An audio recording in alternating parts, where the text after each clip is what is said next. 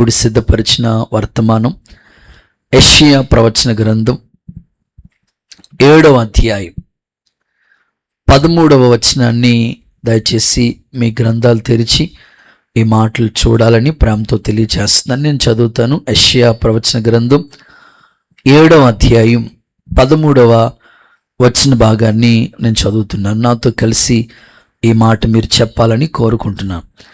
దావీదు వంశస్థులారా, అందరు గట్టిగా చెప్దాం. దావీదు వంశస్థులారా వినుడి, మనుషుల్ని విసికించట చాలదనుకుని నా దేవుణ్ణి కూడా విసికింతురా. చాలు. అక్కడ ఒక క్వశ్చన్ మార్క్ కనబడుతుంది. నా దేవుణ్ణి కూడా మీరు విసికింతారా అని. ఈ రాత్రి మీకు చెప్పాలనుకున్న సందేశం ఈ శుద్ధీకరణ కోడిక కోసం దేవుణ్ణి విసికించుట అనండి. చాలు.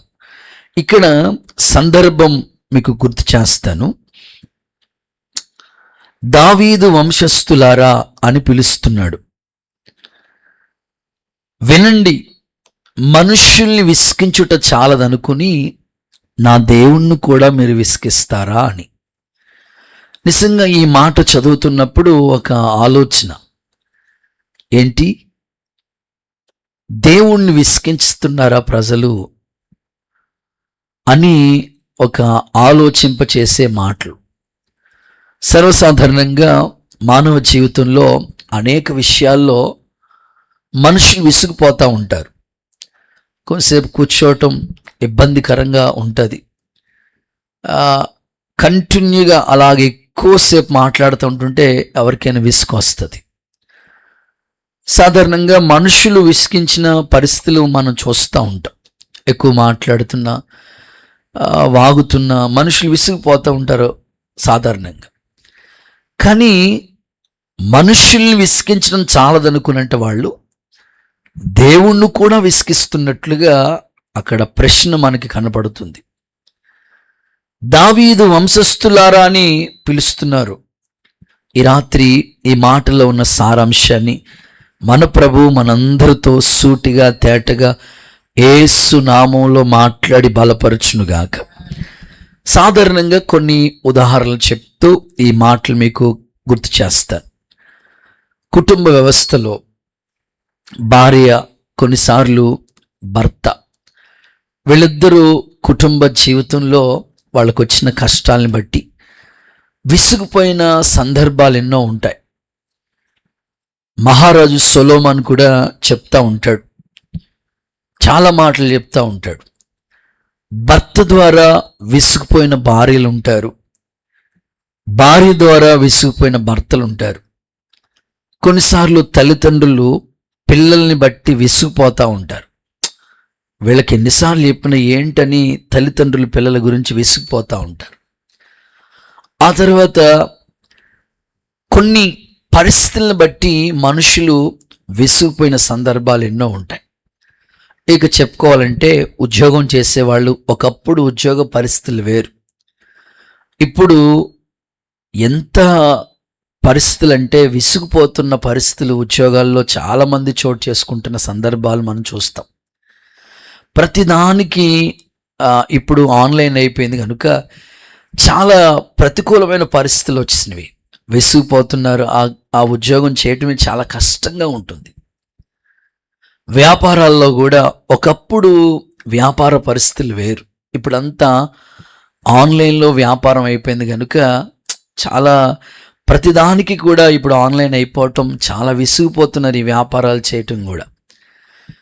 ఇక వర్కర్స్, చాలామందికి ఓనర్స్కి తలనొప్పి వచ్చేస్తుంది. ఈ వర్కర్స్ సరైన సమయానికి రాక ఎప్పుడు పడితే అప్పుడు సెలవు పెట్టేసుకుని ఇబ్బంది పడుతున్న పరిస్థితులు ఎన్నో చూస్తూ ఉంటాం. ఈ విధంగా మనుషుల్ని బట్టి మనుషులు విసిగిపోయిన సందర్భాలు మనం చాలా వింటాం, చూస్తూ ఉంటాం మన జీవితాల్లో. కానీ దావీదు వంశస్థులారా అని ప్రభు మాట్లాడుతూ మనుషుల్ని విసిగించడం చాలదనుకుని మీరు దేవుణ్ణి కూడా విసిగిస్తారా అంటాడు. ఈ వాక్యం నేను చదువుతున్నప్పుడు మనుషుల్ని విసిగించిన సందర్భాలు కొన్ని ఇంట్రడక్షన్లో మీకు చెప్తాను. సబ్జెక్ట్ అంతా కూడా దేవుణ్ణి మనుషులు ఎలా విసిగిస్తున్నారో సబ్జెక్ట్లో మీకు జ్ఞాపకం చేస్తాను. ఇంట్రడక్షన్ అంతా కూడా మనుషుల్ని విసిగించిన విధానాలను కొన్ని మీకు ఏబిసి అని 3 మాటలు చెప్తాను. ఏ, పెనిన్నా హన్నాను విసిగించినట్లుగా లేఖనంలో మనం చదువుతూ ఉంటాం. వాస్తవంగా చెప్పుకోవాలనంటే పెనిన్నాకు పిల్లలు ఉన్నారు, హన్నాకు పిల్లలు లేరు. భర్త చూస్తే తనకు పిల్లలు లేరనే బాధ ఏమాత్రం లేదు. సర్లే నా భార్య ఉంది కదా చాలే అని హ్యాపీగానే ఉన్నాడు, కానీ ఏమాత్రం బాధ లేదు ఆయనకి. కానీ ఈ తోడుకోళ్ళు ఉన్నారే, పెనిన్నా హన్నాను ప్రాణం విసిగిపోయేటట్లుగా విసిగించిందంట. ఈరోజు కూడా చాలా చోట్ల కొన్ని కుటుంబాల్లో దేవుణ్ణి నమ్ముకున్న వాళ్ళు ఉండొచ్చు, అటువైపు తోడుకోడలు దేవుణ్ణి నమ్ముకోలేని వాళ్ళు ఉండొచ్చు. భక్తి చేస్తున్నామని, ప్రార్థనకి వెళుతున్నామని, ఉపవాసం ఉంటున్నామని, దేవుని పాదాలు పట్టుకుని దైవికమైన క్రమంలో కొనసాగిపోతున్న మనకి అనుకున్నట్లుగా కార్యాలు కొంచెం ఆలస్యం అవుతున్నప్పుడు వాళ్ళు విసిగించే మాటలు ఎలా ఉన్నాయంటే, దేవుణ్ణి నమ్ముకున్నావు కదా నీకెందుకు జరగలేదు అని సూటిపోటి మాటలు కావచ్చు. విసిగించే వాళ్ళు పెనిన్న లాంటి వాళ్ళు చాలామంది సమాజంలో ఉంటారు.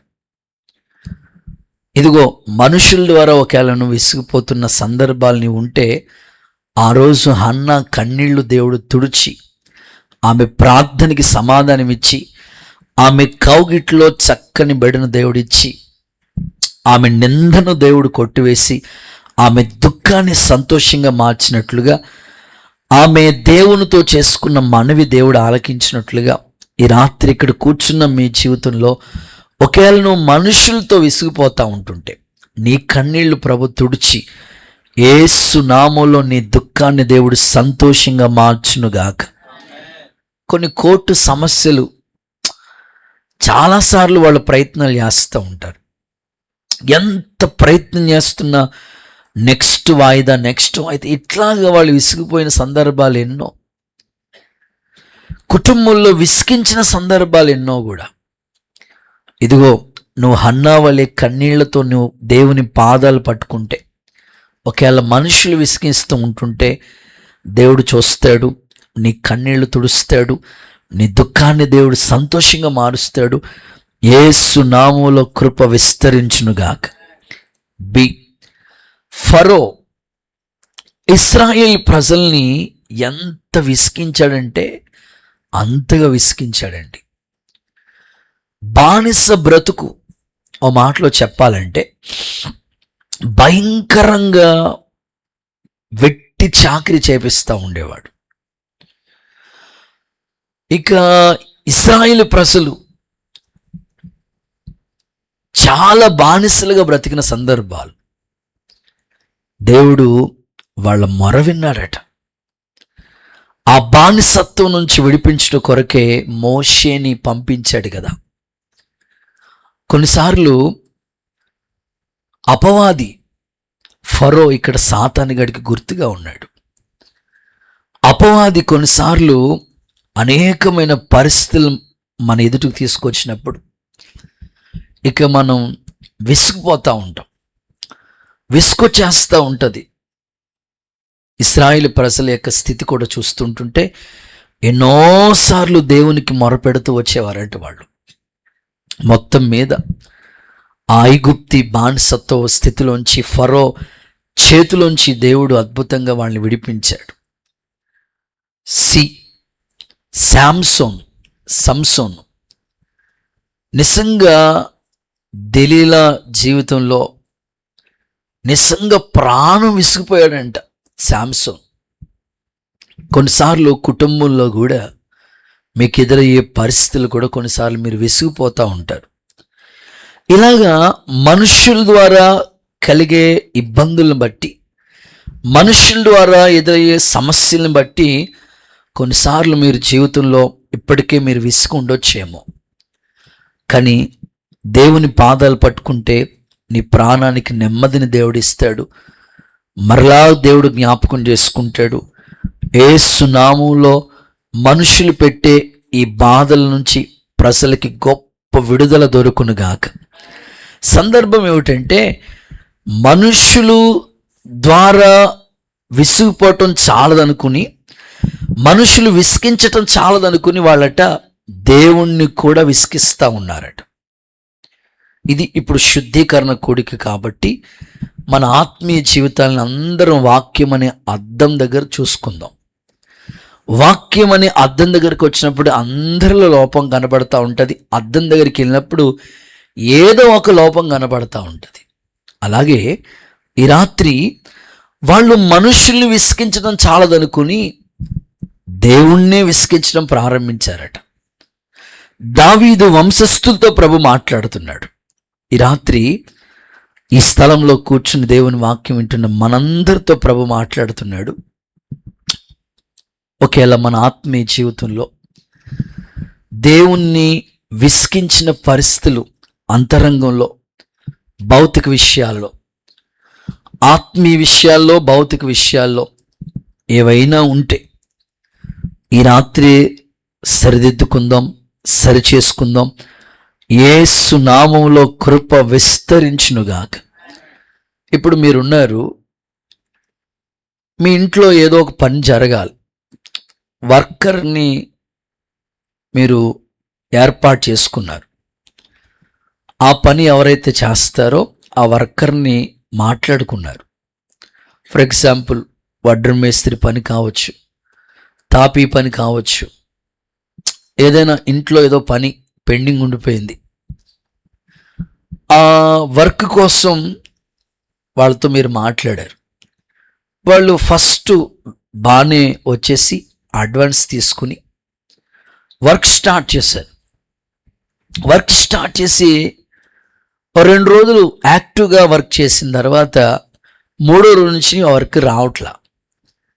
ఎన్నిసార్లు ఫోన్ చేసినా ఫోన్ లిఫ్ట్ చేయట్లా. సగం పైనే అడ్వాన్స్ తీసేసుకున్నారు. సరే, ఇప్పుడు ఎటు కాని పరిస్థితి మాట. విసిగిపోయి అప్పుడు అనుకుంటాం, ఇక పొరపాటును కూడా వీళ్ళకి ఏ పని అప్పగించకూడదు, పొరపాటును కూడా వీళ్ళకి ఈ పని ఇవ్వకూడదు అని ఫిక్స్ అయిపోతూ ఉంటాం.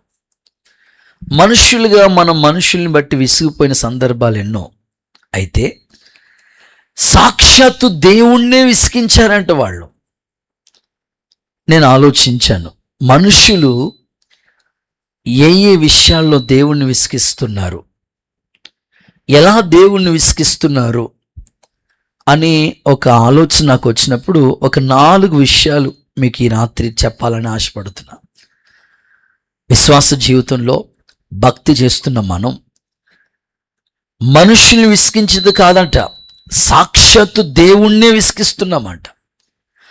అసలు మనిషి దేవుణ్ణి ఏ విషయాల్లో విసిగిస్తున్నాడు బ్రదర్ అని ఆలోచన కలిగి మీరు ఈ మాటలు వింటే 4 సందర్భాలు మీకు మీ ముందు ఉంచడానికి నేను ఇష్టపడుతున్నాను. చదవండి. మొదటి మాట, మనుషులు ఎలా దేవుణ్ణి విసిగిస్తున్నారో ఒక 4 సందర్భాలు మీ ముందు ఉంచుతాను. ఇర్మీయా ప్రవచన గ్రంథం 15వ అధ్యాయం 6వ వాక్య భాగాన్ని చదువుదాం. ఇర్మీయా ప్రవచన గ్రంథం 15వ అధ్యాయం 6వ వాక్యం. యెహోవా వాక్కు ఇదే, నన్ను విసర్జించి ఉన్నావు, నీవు నన్ను విసర్జించి ఉన్నావు, వెనక్కి వెళ్ళి ఉన్నావు గనుక నిన్ను నశింపచేయనట్లు నేను నీ మీదకి నా చేతిని చాచి ఉన్నాను, సంతాపపడి నేను విసికి ఉన్నాను. చాలు, దేవుడే స్వయంగా మాట్లాడుతున్నాడు. యెహోవా వాక్కు ఇదే అంటే దేవుడే మాట్లాడుతున్నాడు. ఇశ్రాయేలు ప్రజల గురించి మాట్లాడుతూ వారు దేవుణ్ణి విసిగించారట. ఎలా? మనిషి ఎలా దేవుణ్ణి విసిగిస్తున్నాడు అనంటే, 4 మాటలు చెప్తానన్నాను కదా, అందులో మొదటి మాట వెనక్కి తిరగటం వల్ల అని చెప్పండి. ఇంకొకసారి చెప్పండి. వెనక్కి తిరగటం వల్ల, దేవుణ్ణి వెనక్కి తిరిగి ఆత్మీయ జీవితంలో వెనక్కి అడుగు వేయటం వల్ల విసిగిస్తున్నారట. ఈ మాట ఇశ్రాయేలు ప్రజల గురించి దేవుడు మాట్లాడుతున్నారు. యెహోవా వాక్కు ఇదే, మీరు నన్ను విసర్జించి వెనక్కి తిరగటం వలన నిజంగానే నన్ను విసిగించారని ప్రభు అంటాడు. అంటే ఆత్మీయ జీవితంలో ఒకసారి మీరు మనసు పెట్టండి, ఎప్పటికీ అన్నిటికీ కూడా మనం విశ్వాస జీవితం, ఆత్మీయ జీవితం, ఇది ఆనంద యాత్ర, ఆత్మీయ యాత్ర అని మనం ప్రారంభించాం. ఈ విశ్వాస జీవితంలో మరలా మనం వెనక్కి తిరిగిన పరిస్థితులు మనకి రాకూడదు. అదే ఇర్మియా ప్రవక్త మాట్లాడుతున్న, మీరు నన్ను విసర్జించి వెనక్కి వెళ్ళిపోయారు అంటాడు. అందుకే క్రొత్త నిబంధన సంఘానికి ప్రభు మాట్లాడుతూ చెప్పాడు, నా గట్టి మీద చేపెట్టి వెనక్కి తట్టి తిరిగి చూసేవాడు నా రాజ్యానికి పాత్రుడు కాడు అన్నాడు. అంటే విశ్వాస జీవితంలో మన ప్రయాణం సాగిపోతూ ఉంది. వెనుకున్నవన్నీ మరచి ముందున్న వాటి కోసం వేగిరి పడమనేమో ప్రభు చెప్పాడు. కానీ విశ్వాస జీవితంలో వెనుకున్నవన్నీ మరిచి ముందుకు వెళ్ళవలసిన విశ్వాస జీవితం ఇశ్రాయేలు ప్రజలు ఏమైతే అరణ్యంలో విడిచిపెట్టేశారో మరలా వాటి వైపుకి వాళ్ళ ప్రయాణం కొనసాగుతూ వచ్చింది. మరలా మోషేతో వాళ్ళు అంటారు, ఇదిగో మమ్మల్ని ఈ అరణ్యంలో ఏమీ దొరకని ఈ స్థలంలో చంపడానికి తీసుకొచ్చారా, మాకు ఐగుప్తులో ఉన్నప్పుడే బాగున్నది అని మోషే మీద వాళ్ళు మాట్లాడుతూ ఉంటారు.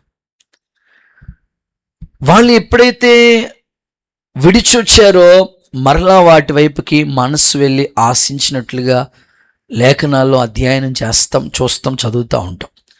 ఈ రాత్రి ఒకసారి మీరు మనసు పెట్టండి, ఇశ్రాయేలు ప్రజలు వారి జీవితంలో ముందడుగులు వేయవలసిన వాళ్ళు మళ్ళా వెనక్కి వెళతా వచ్చారు. ఇంకా మీకు అర్థం అవటం కోసం చెప్పాలంటే, లోతు భార్య, దేవుడు ఎంత అద్భుతంగా ఆ ప్రాంతం నుంచి వాళ్ళని పక్కకి తప్పించాడు. అగ్ని గంధకాలతో ఆ పట్టణాన్ని నాశనం చేస్తూ ఉంటుంటే లోతు కుటుంబాన్ని దేవుడు ఎంత అద్భుతంగా దేవదూతలే వచ్చి చేపట్టుకుని దాటించితే లోతు భార్య వెనక్కి తిరిగిందట. తిరగటమే కాదు, తిరగటమే ఉప్పు స్తంభంగా అయిపోయింది. వెనక్కి తిరిగిన అనుభవాలు ఎలా ఉంటాయంటే, లోతు భార్య తన ఆత్మీయ జీవితం ఇక అక్కడి నుంచి ఆమె చాప్టర్ క్లోజ్ లేదు. ఇక మీరు చూడండి, ఆ మాటలు చదువుదాం ఒకసారి. ఆదికాండ గ్రంథం 19వ అధ్యాయం 26వ వాక్య భాగాన్ని చదవగా విందాం. అతడు తడవు చేసెను, అప్పుడు అతని మీద యెహోవా కనికర పడుట వలన. లూకాసు సువార్త ఆదికాండం 19:26. అయితే లోతు భార్య వెనక్కి తిరిగి చూసి ఉప్పు స్తంభమైంది. 19:26. ఓకే, లోతు భార్య వెనక్కి తట్టు చూసి ఉప్పు స్తంభం అయిపోయింది. ఆలోచిద్దాం, ఈ రాత్రి మన ఆత్మీయ జీవితంలో ఏమాత్రం వెనక్కి అడుగు వేయకూడదు. ఒకవేళ ఇంకా మనం వెనక్కి వెళతా ఉంటుంటే దేవుణ్ణి విసిగిస్తున్నట్లు. ఇశ్రాయేలు ప్రజలు ఎలాగైతే వెనక్కి అడుగులు వేశారో ప్రభు వాళ్ళతో మాట్లాడాడు, వారు విసిగించారని. ఇక్కడ లోతు భార్య జీవితాన్ని మనం చరిత్ర చదువుతూ ఉంటుంటే ఆమె వెనక్కి తట్టు తిరిగింది. ఏం గుర్తొచ్చిందమ్మా నీకు? సాధారణంగా స్త్రీలు, నా ఎక్స్పెక్టేషన్, బైబిల్లో ఇవి రాయలేదు కానీ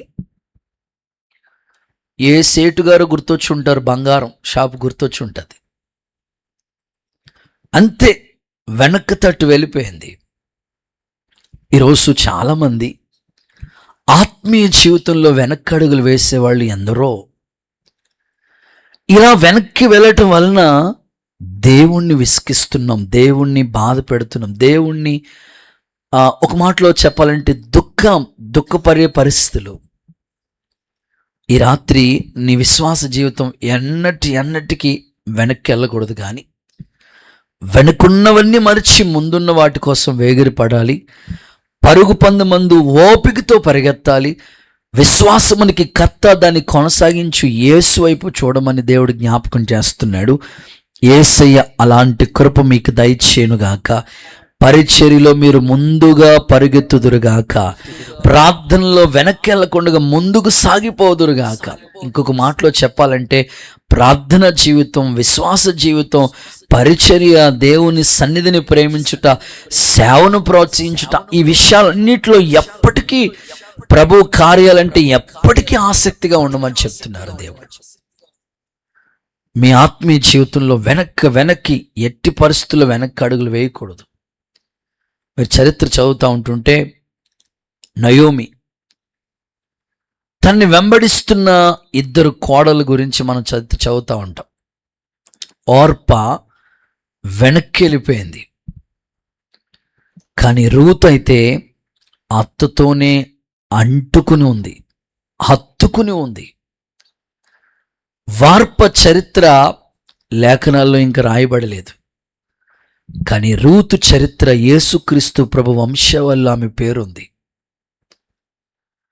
వెనక్కి వెళ్ళిన వాళ్ళు ఆత్మీయ జీవితాలు ఎంతో దీవెనకరంగా లేవు, కానీ వెనకున్న విడిచిపెట్టిన ప్రభువుని వెంబడించిన వాళ్ళ జీవితాలు ఎంతో అద్భుతంగా ఉన్నాయి. ఒక చిన్న వాక్యాన్ని మీకు చదివిస్తాను చూడండి. హెబ్రీయులకు రాసిన పత్రికలో ప్రభు మాట్లాడుతూ సంఘంతో ఈ మాటలు చెప్తాడు. 10వ అధ్యాయం 38, 39 వచనాలు ఒకసారి చదువుతారు, విందాం. నా ఎదుట నీతిమంతుడైన వాడు. హెబ్రీయులకు రాసిన పత్రిక 10వ అధ్యాయం 38, 39 వచనాలు చదవక. నా ఎదుట నీతిమంతుడైన వాడు విశ్వాస మూలంగా జీవిస్తాడు గాని అతడు వెనక తీసిన ఎడల, వెనక్కి తీస్తే అతని అందున ఆత్మకు సంతోషం ఉండదు, నా ఆత్మకు ఏ మాత్రం కూడా సంతోషం ఉండదు. అయితే మనము నశించుటకు వెనక తీయవారము కాము. మనం నశించిపోతున్నప్పుడు వెనక్కి తీసేవాళ్ళం కాదు, ఆత్మను రక్షించుకొనుటకు, ఆత్మలను రక్షించటానికి విశ్వాసం గలవారై ఉన్నాం. చాలా సందర్భం చెప్తూ 38, 39 వచనాల్లో మాట్లాడుతూ ఇలా అంటాడు, విశ్వాసం మూలముగా జీవించుదుం గాని అతడు వెనక్కి తీసిన ఎడలా. నేను మిమ్మల్ని అడుగుతున్నాను, ఈ విశ్వాస జీవితంలో వెనక్కి అడుగు మనం వేయకూడదు. ఒక్కసారి ఆత్మీయ జీవితంలో అడుగు పెట్టాం కాబట్టి. అంటే విశ్వాస జీవితం ఎలా ఉంటుందంటే, దేవుణ్ణి నమ్ముకున్న ప్రారంభ దినాల్లో ఎంతో విశ్వాసం దేవుని మీద ఉంటుంది. రాను రాను రాను రాను రాను రాను ఆ విశ్వాసం ఏమవుతుందంటే సన్నగిలిపోతూ ఉంటుంది. అందుకే పౌలు గారు మాట్లాడతారు, విశ్వాస విషయంలో మీరు వెనక్కి వెళ్ళకండి.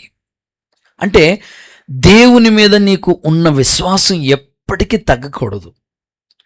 ఇప్పుడు యేసు రక్తం ప్రతి పాపముల నుండి కడిగి పరిశుద్ధపరుస్తుందని నమ్ముతున్నప్పుడు ఆయన గాయాలు కూడా స్వస్థపరుస్తాయని నమ్మి అంత ఫెయిత్ మనలో ఉండాలి.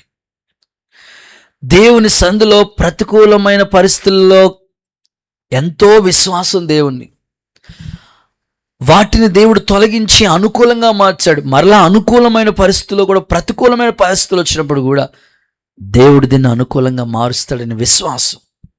అందుకే రాకడను గురించి ప్రభు మాట్లాడుతూ, నేను వచ్చినప్పుడు మీలో విశ్వాసాన్ని కనుగొంటానా అన్నాడు. విశ్వాస పరిమాణాన్ని దేవుడు ప్రతి విశ్వాస జీవితంలో చూస్తూ ఉంటాడు. అంటే సాతానుగాడు, అపవాది చేసే పని ఏమిటంటే మనలో విశ్వాసాన్ని సన్నగిలేటట్లుగా చేస్తూ ఉంటాడు. ఎందుకంటే ఒక క్రైస్తవునికి పునాది విశ్వాసమే. అసలు విశ్వాసమే మనలో లేకుండా ఉంటే కార్యాలు జరగవు. అందుకని నీలో విశ్వాసం శూన్యమయ్యేటట్లుగా చేస్తూ ఉంటాడు అపవాది. దేవుని మీద ఒక సంపూర్ణ పునాదిని వేసుకోకుండా విశ్వాసపు అడుగు జాడల్లో నువ్వు నడవకుండగా అపవాది నిన్ను వెనక్కి లాగుతూ ఉంటాడు. ఒకసారి అందరూ 2 చేతులు ఎత్తి ఒకసారి హల్లెలూయా చెప్తారా? మీకు చెప్తాను, మీకు ఈజీగా అర్థం అవటం కోసం చెప్తాను. చాలామంది పిల్లలకి ఈ టూర్ పిల్లల్ని అనేక స్థలాలకు తీసుకెళ్తూ ఉంటారు. చదువుకుంటున్న సమయాల్లో ఏదైనా హాలిడేస్ వస్తే వాళ్ళ స్కూల్ తరపున ఒక్కొక్క ప్లేసెస్కి తీసుకెళ్తూ ఉంటారు. అలాగే ఒక స్కూల్ పిల్లల్ని ఒక ఏరియాకి తీసుకుని వెళుతున్నారు, చాలా దూరం ప్రాంతం. ఆ వెళ్ళే ప్రాంతం ఎట్లా ఉంటుందంటే అప్ అండ్ డౌన్ ఘాటీ రోడ్లు మాట. పాడేరు ఈ ప్రాంతాలు చూస్తే ఎంత ఘాటీ రోడ్లు ఉంటాయో అలాంటి ఏరియాకి వాళ్ళని, ఆ పిల్లల్ని ఆ కొండలు, లోయలు, ఎత్తులు, పల్లాలు, ప్రాంతాలన్నీ చూపిద్దామని తీసుకుని వెళ్తూ ఉన్నారు. ఇంచుమించు ఆ బస్సులో ఒక 50 మంది స్టూడెంట్స్ ఉన్నారు. ఈ బస్సు వెళుతూ ఉంది. ఘాటీ మలుపులు కదండి, పాడేరు ఆ ప్రాంతాలన్నీ చూస్తుంటే చాలా ఇరికిరిగ్గా, చాలా ఘాటీ రోడ్లు మాట. సరే, ఇప్పుడు ఎక్కుతా ఉందన్నమాట. ఆ బస్సు ఎక్కింది, ఆ తర్వాత మళ్ళీ డౌన్ దిగాలన్నమాట. ఆ సమయాల్లో వీళ్ళందరూ కూడా ఇప్పుడు సాధారణంగా బస్సు ఎక్కిన తర్వాత పిల్లలు పాటలు పాడుకోవటమో ఏవేవో చేస్తూ ఉంటారు. వాళ్ళందరూ హ్యాపీగా ఉన్నారు. వాళ్ళ మధ్యలో ఒక పిల్లోడికి డౌట్ వచ్చింది. ఇదిగో ఇప్పుడు గీని మనం అప్పెక్కి డౌన్ వస్తున్నప్పుడు ఇప్పుడు గీని బ్రేకులు ఫెయిల్ అయితే ఏం చేస్తావు? స్తోత్రం చెప్పండి ఒకసారి. మీరు ఇక్కడే ఉన్నారా? ఇప్పుడు గీని బ్రేకులు ఫెయిల్ అయితే ఏం చేస్తావు? మీరైతే ఏం చేస్తారు? మా నాయనకి ఫోన్ చేస్తాను, ఇంకా నాయన వచ్చినా ఏం చేయడానికి అవకాశం లేదు. ఏం చేస్తారని అడిగాడు. వెంటనే వాళ్ళు అన్నారు, ఇప్పుడు గీని బ్రేకులు ఫెయిల్ అయితే ఏముంది, హ్యాండ్ బ్రేక్ ఉంటుంది కదా ప్రతిదానికి కూడా, ఆ హ్యాండ్ బ్రేక్ పట్టుకుంటాం, మొత్తం మీద కంట్రోల్ అవుతుంది. మళ్ళా అంటారు, ఆ హ్యాండ్ బ్రేక్ కూడా ఫెయిల్ అయితే వెంటనే ఆ 50 మంది స్టూడెంట్లో ఒక్క స్టూడెంట్, ఒక పిల్లోడు అంటాడు, బ్రేకులు ఫెయిల్ అయితే ఏముంది, ఇక్కడ కన్ను మూస్తే ఆయన ఒళ్ళో ఉంటాం, ఆయన సన్నిధిలో ఉంటాం. అది నా విశ్వాసం. మిగిలిన 49 మంది పిల్లలు అల్లాడిపోతున్నారు. అవునా, ఎలా ప్రభు మీద నీకు నమ్మకం వచ్చింది? అప్పుడు ఆ పిల్లోడు సువార్త చెప్పాడంటే వాళ్ళకి, అయ్యా, ఈ భూమి మీద ఉండగా నేను యేసు ప్రభుని నమ్ముకున్నాను. 9th క్లాస్లోనే నేను బాప్తిసం తీసుకున్నాను. మందిరానికి వెళతాను, దేవుని సందులో ఎదుగుతాను, చక్కగా ప్రతి వారం ఉపవాసం ఉంటాను, దేవుని సన్నిధికి వస్తాను, పరిచర్యలో ఉంటాను. ఇక్కడ కనుమూసనా అక్కడ దేవుని రాజ్యంలో ఉంటాను. అది నా విశ్వాసం. అంటే వాళ్ళకు ఒక శ్రమ కలిగిన, లోయ కలిగిన చోటికి వాళ్ళు వెళ్తున్నప్పుడు వాళ్ళకి ఫెయిత్ లేదు.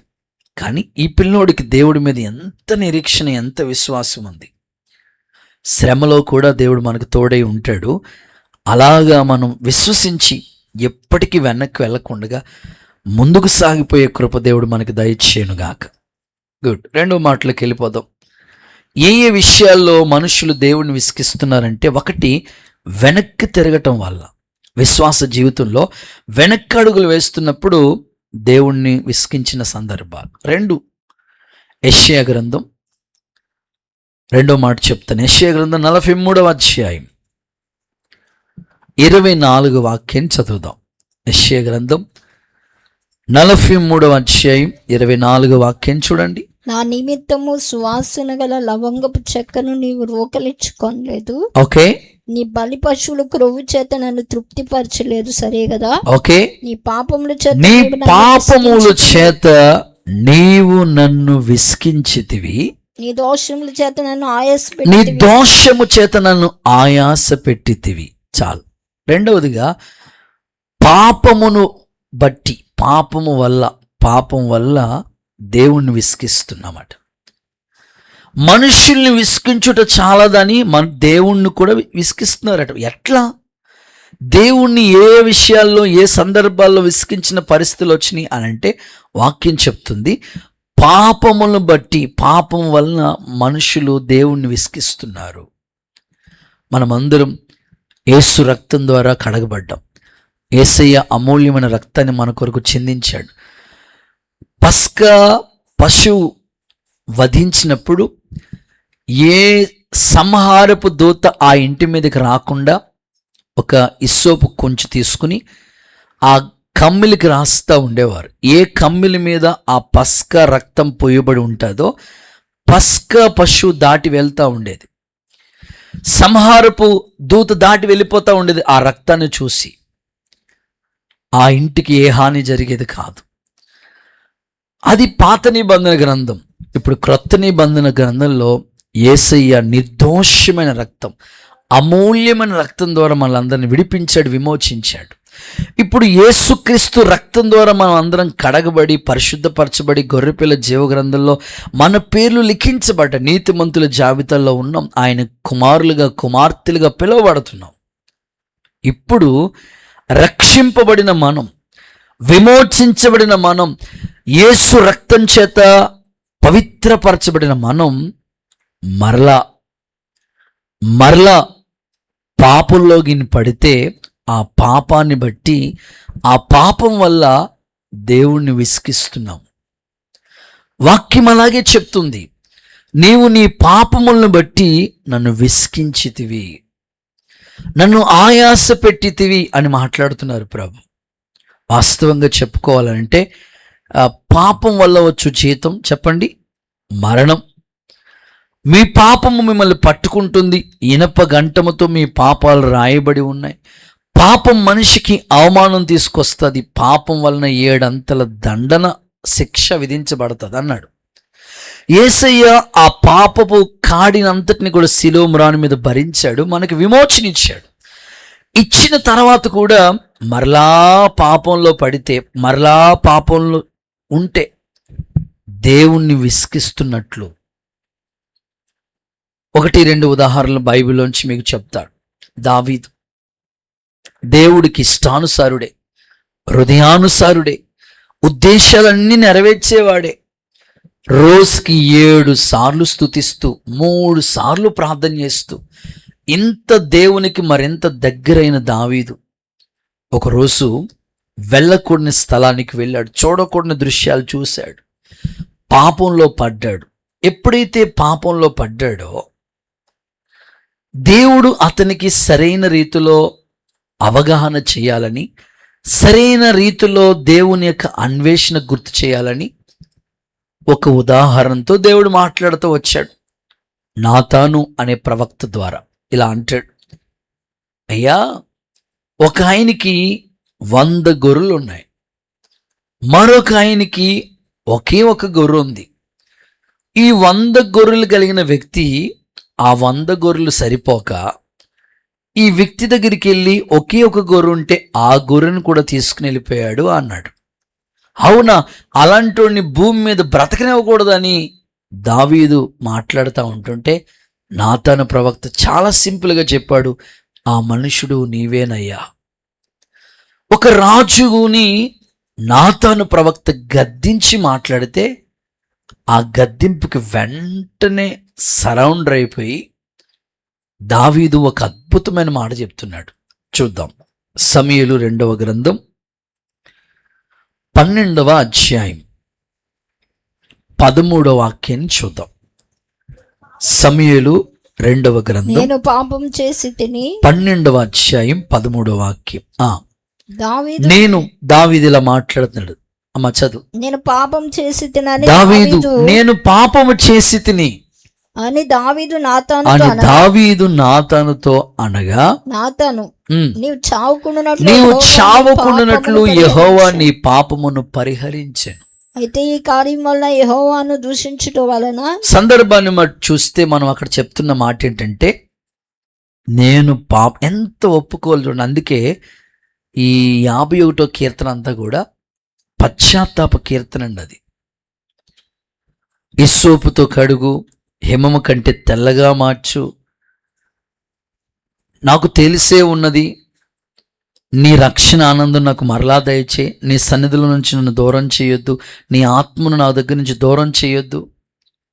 ఎంతో పశ్చాత్తాపంతో ఈ 51వ కీర్తనకి 52వ కీర్తనకి అద్భుతమైన పేర్లు ఉన్నాయండి.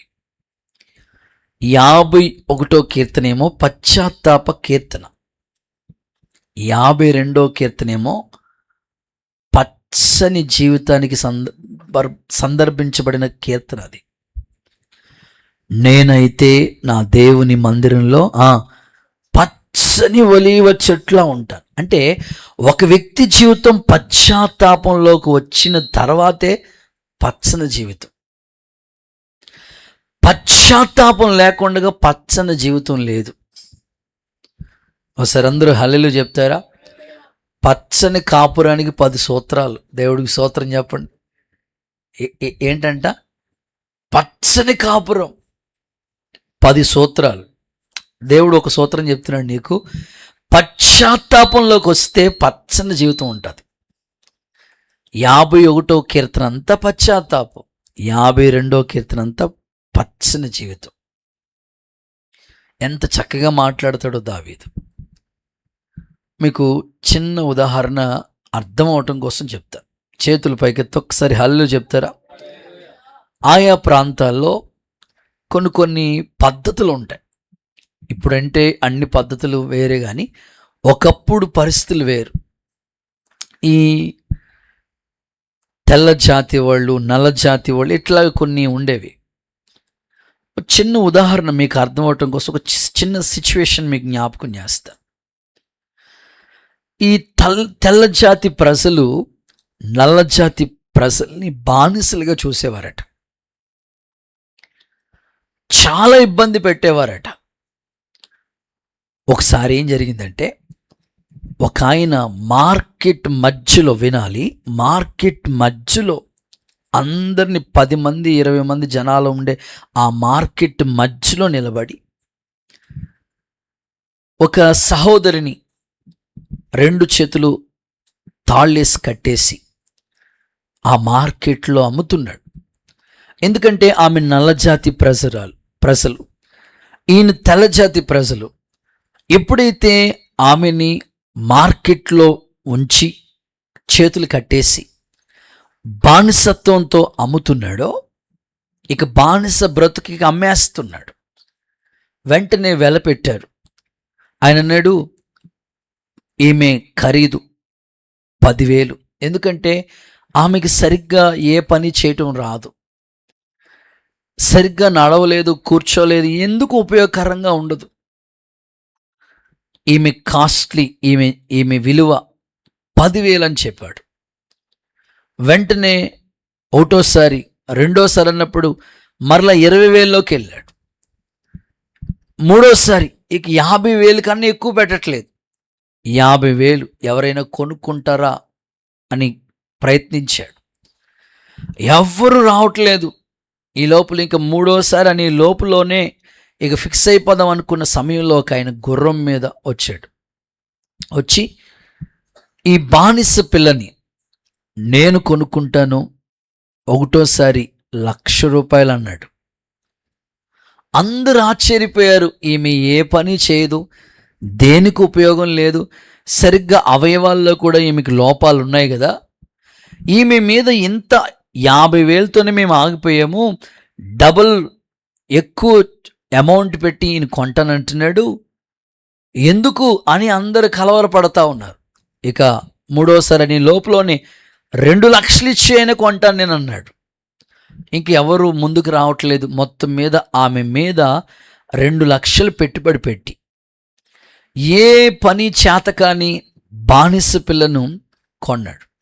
అందరూ అనుకున్నారు, ఈ బానిస పిల్ల మీద 2,00,000 పెట్టుబడి పెట్టి కొన్నాడంటే నిజంగా ఇంటికి తీసుకెళ్ళిన తర్వాత ఎన్ని చిత్రహింసలు పెడతాడో, ఎంత బానిసతో పనులు చేపిస్తారో.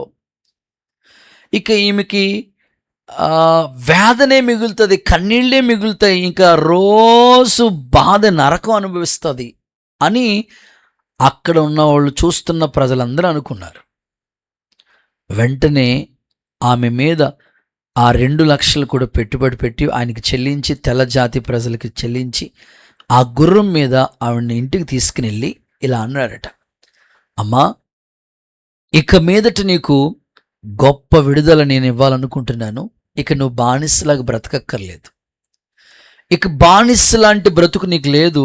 నీకు గొప్ప విడుదల ఇస్తున్నాను. నీ కట్లు నేను తెంచేస్తున్నాను. నా ఇంట్లో కూడా నువ్వు పని మనిషిలాగా పని చేయక్కర్లేదు. వెళ్ళి హ్యాపీగా నువ్వు ఎక్కడ బ్రతకాలనుకుంటున్నావో అంత స్వేచ్ఛగా బ్రతకమ్మా అన్నాడు.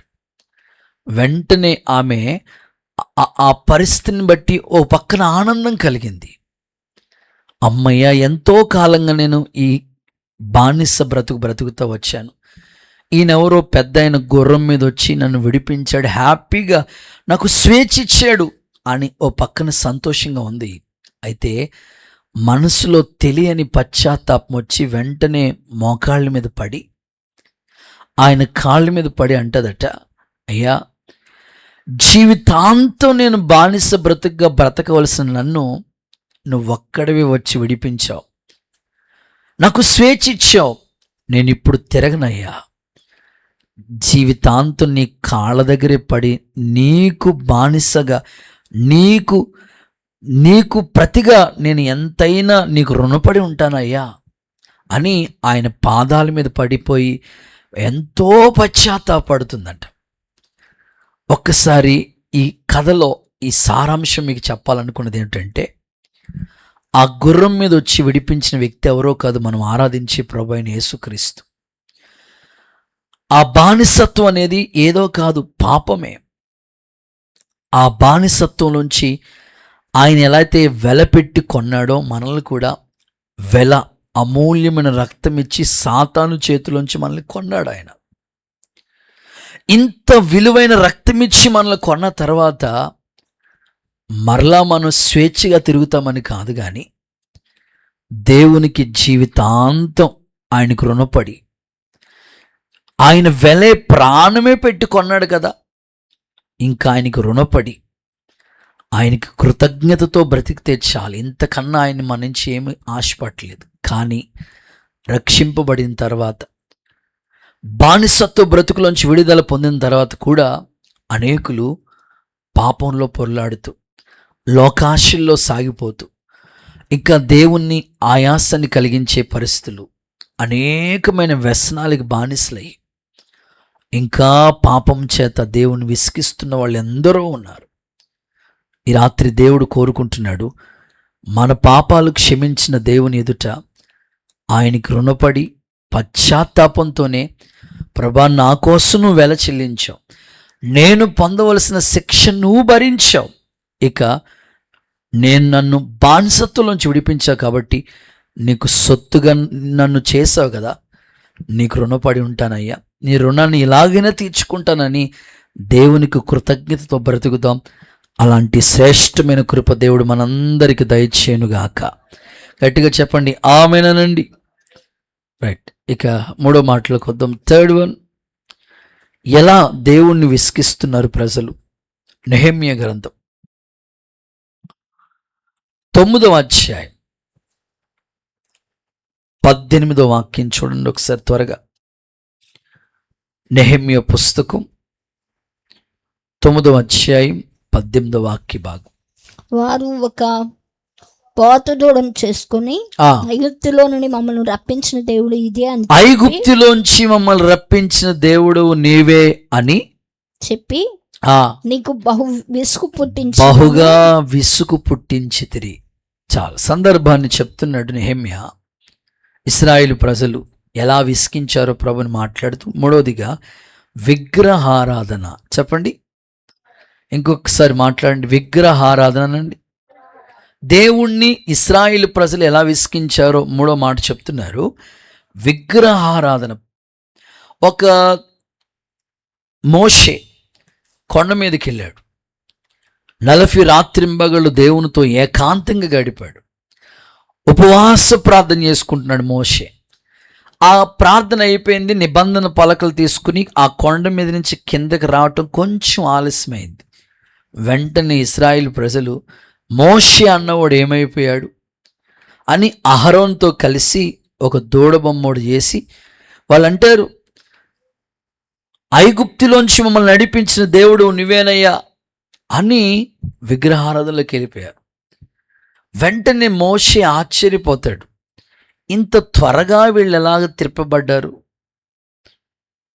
ఈరోజు కూడా చాలామంది రక్షింపబడిన బిడలు, మార్పు చెంది దేవుని సంఘములో చేర్చబడిన బిడలు అనేకులు మరలా విగ్రహారాధన వైపు మక్కువ చూపటం, మరలా ఆచార సంబంధమైన వాటిల్లో ఇన్వాల్వ్ అవటం, మరలా విడిచి వచ్చిన వాటి వైపుకి వెళ్ళటం. ఇదిగో దేవుడు మాట్లాడుతున్నాడు, విగ్రహారాధన అనేది భయంకరమైన శాపం. మీరు అడగొచ్చు, అయ్యా మేము ఎప్పుడో విగ్రహారాధన మానేసి చాలా సంవత్సరాలు అయిపోయింది అయ్యా. కోర్స్ ఇక్కడ కూర్చున్న మీలో చాలామంది దేవుళ్ళలోనికి రాకముందు విగ్రహారాధన చేసిన అనుభవాలు, దేవుళ్ళలోకి వచ్చిన తర్వాత పూర్తిగా విగ్రహారాధన విడిచిపెట్టేశారు. మంచిదే, కానీ భౌతిక సంబంధమైన ఆ రూపాల్ని, ఆ విగ్రహాల్ని విడిచిపెట్టారు. కానీ హృదయంలో కొన్ని విగ్రహాలు ఉన్నాయట. చూడండి, యెహెజ్కేలు గ్రంథం 14వ అధ్యాయం 3వ వాక్యం చూడండి. నరపుత్రుడా, ఈ మనుషులు తమ హృదయములో విగ్రహాలనే నిలుపుకొని దోషం పుట్టించు అభ్యంతరమును తన ఎదుటనే పెట్టుకుని ఉన్నారు. సందర్భాన్ని చూస్తే, నరపుత్రుడా, ఈ మనుషులు తమ హృదయములో ఏం పెట్టుకున్నారట? విగ్రహాలనే పెట్టుకుని అభ్యంతర కారకులుగా ఉన్నారంట. చూడండి, మీరు అడగొచ్చు, అన్నయ్య మేమైతే విగ్రహారాధన పూర్తిగా విడిచిపెట్టేస్తాం, మంచిదే, కానీ హృదయంలో విగ్రహాలు ఉన్నాయట. అయ్యా, హృదయంలో విగ్రహాలు ఉండడం ఏంటి? హృదయంలో విగ్రహారాధన ఎట్లా ఉంటుంది మీకు సింపుల్గా అర్థం అవటం కోసం చెప్తా. నేను ఆ మధ్య కాలంలో మేబీ 2 ఏళ్ల క్రితం అనుకుంటా, 2 సంవత్సరాల క్రితం హైదరాబాద్కి మీటింగ్స్ కొరకని వెళ్ళాను. వెళ్ళిన తర్వాత నాతో పాటు ఎవరో ఒకరు బ్రదర్స్ ఎవరో ఒకరిని తీసుకుని వెళ్తూ ఉంటాం మీటింగ్స్కి. అక్కడ మన విశ్వాసులు విజిటింగ్ చేయటానికి చాలా కాలం తర్వాత వెళ్ళాను. ఒక 2 సంవత్సరాల క్రితం బస్కి వెళ్ళిపోయాను. ఇక్కడ రాత్రి బస్ ఎక్కితే మార్నింగ్ దిగుతాం. సరే, వెళ్ళిన తర్వాత అక్కడి నుంచి హైదరాబాద్ ఏరియాలు ఎట్లా ఉంటాయంటే, మనకి ఎర్రొంతున, నల్లొంతున, ఎదురుపెళ్ళొంతున అంత ఈజీ కాదు. పేరుకి హైదరాబాద్ అంటారు, కానీ వాళ్ళేమో ఒకలేమో ఎల్బీ నగర్లో ఉంటే ఇంకొకలేమో మియాపూర్లో ఉంటారు. ఎల్బీ నగర్ నుంచి మియాపూర్కి వెళ్ళటానికి ఇంచుమించు 2 hours పడుతుంది. బస్కి ఎక్కామంటే అన్ని ట్రాఫిక్. వాళ్ళు అన్నారు, అయ్యా మీ ప్రయాణం తెవలదు, అందుకోసం ఓ పని చేయండి, ఈ కొత్తగా ఏంటది మెట్రో ట్రైన్ వచ్చింది, మీకు ఈజీగా ప్రయాణం సరిపోతుంది, మీకు ఇంకా ట్రాఫిక్లో కూర్చోవలసిన, ఇబ్బంది పడవలసిన పని లేదన్నారు. సరే, అదే నాకు కొత్త, ఫస్ట్ టైం మెట్రో ట్రైన్ ఎక్కటం. సరే, నాతో పాటు ఉన్నవాళ్ళు కొంచెం తెలుసు కనుక, అన్నయ్య మేము తీసుకెళ్తాం పర్లేదులే అన్నారు. సరే, ఎక్కాం. అక్కడి నుంచి అక్కడి వరకు 1 hour జర్నీ.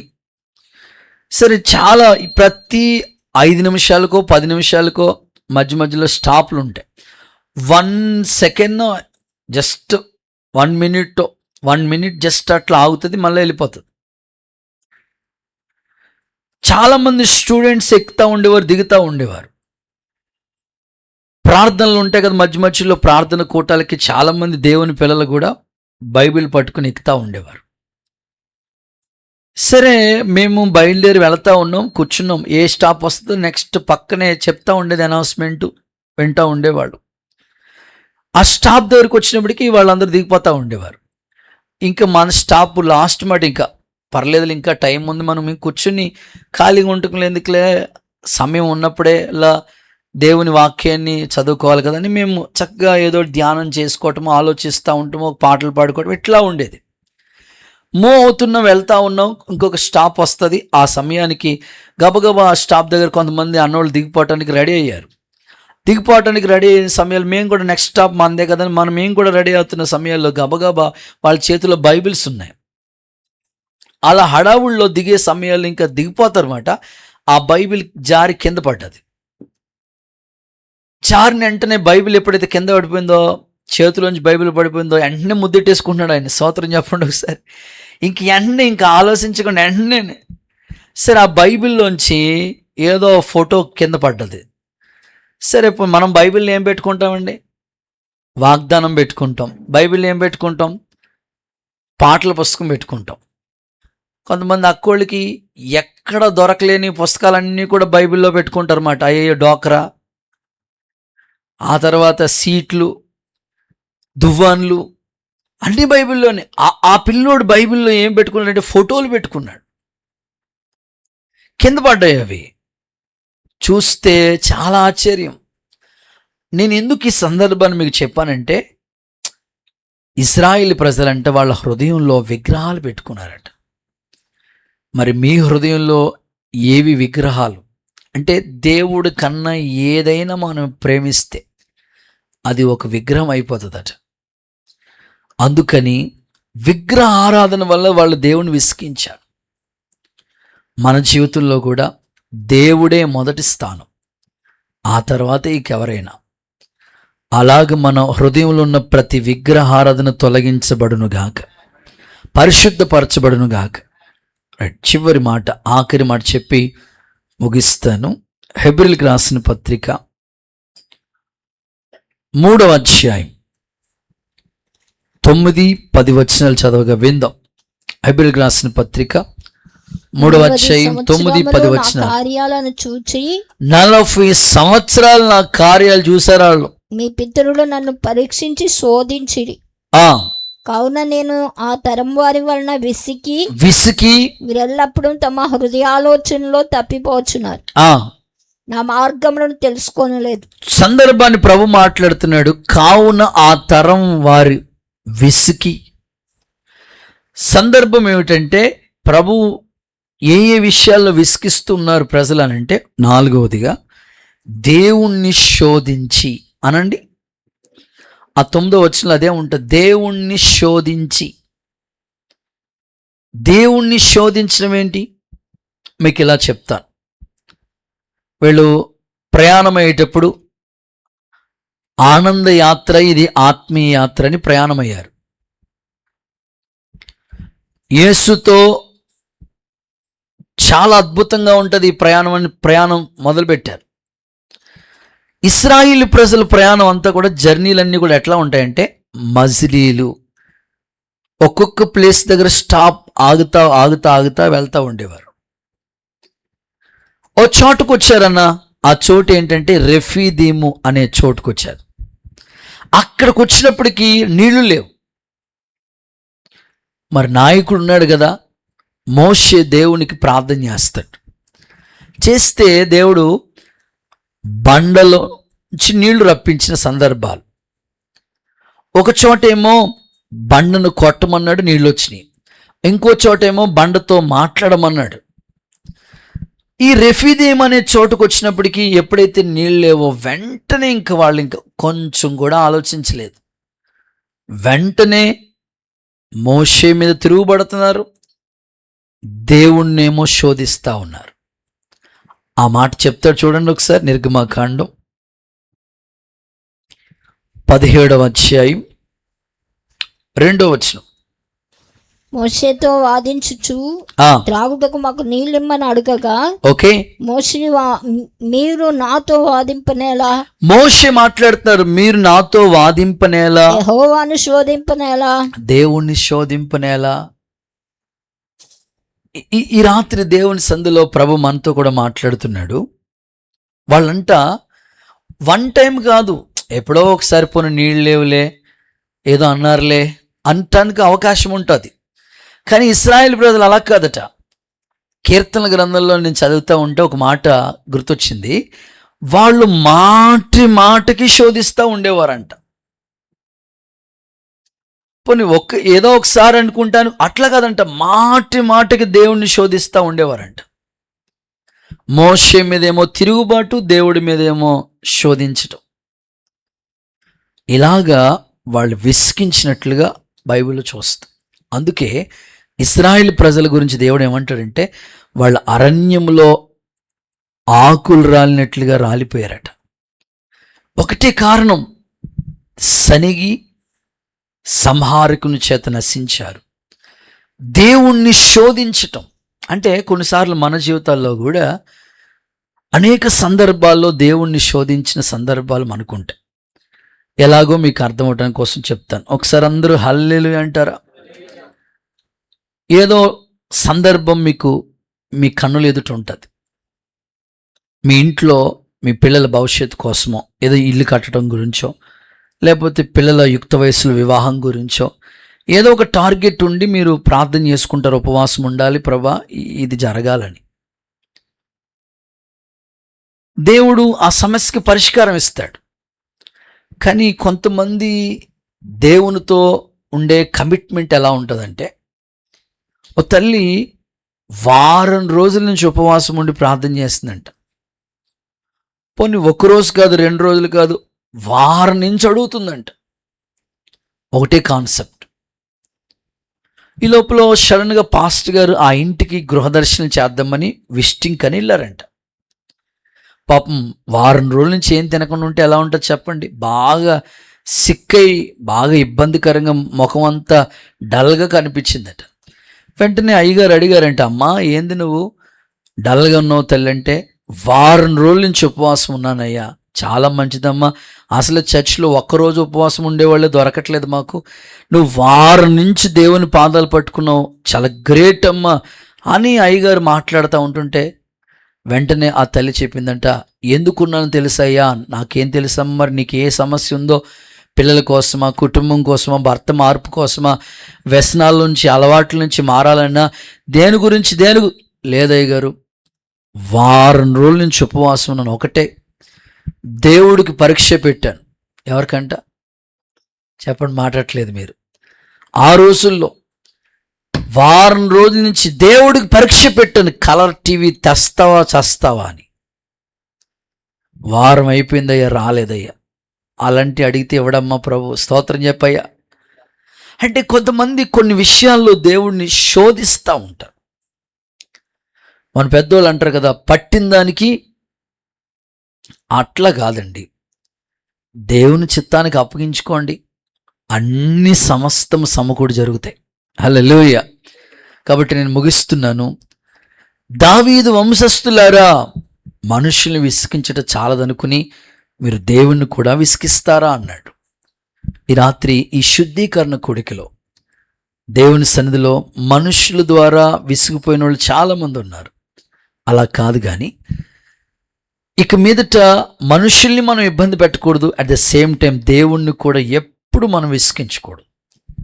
ఈ శుద్ధీకరణ కూడికలో దేవుణ్ణి నువ్వు ఎప్పుడు సన్మానించే వ్యక్తిగా, దేవుణ్ణి ఎప్పుడు ప్రభు లాంటి నన్ను ఘనపరచు వారిని, అలాగే మనం ఉండాలి. ఎప్పుడు దేవుణ్ణి మనం విసిగించే వాళ్ళగా ఉండకూడదు. వాళ్ళు ఎలాగ దేవుణ్ణి విసిగిస్తున్నారో ఒక 4 సందర్భాలు మీ ముందు పెట్టాను. చెప్పండి. నెంబర్ 1, వెనక్కి తిరగటం వల్ల, దేవుళ్ళలోంచి మళ్ళీ వెనక్కి వెళ్ళిపోవటం వల్ల వాళ్ళు విసిగిస్తూ వచ్చారు ప్రభుని. నెంబర్ 2, పాపముల వల్ల వాళ్ళు దేవుని విసిగించారు. నెంబర్ 3, విగ్రహారాధన బట్టి. నెంబర్ 4, దేవుణ్ణి శోధించడం వల్ల వాళ్ళు దేవుని విసిగిస్తూ వచ్చారు. కాబట్టి మనం దేవుని విసిగించకుండా, మనుషుల్ని విసిగించకుండా, దేవునికి లోబడి మనుషుల్ని గౌరవిస్తూ, దేవుణ్ణి ఘనపరుస్తూ సాక్షులుగా బ్రతుకుదాం. ఈ ప్రభు సంస్కారాధన కొరకే ఈ శుద్ధీకరణ కూడికలో మనమందరం నూతనపరచబడి ఎత్తబడే గుంపులో యేసయ్య మనల్ని అందరినీ సిద్ధపరచునుగాక. అందరూ మోకరించండి. చిన్న ప్రార్థన చేసి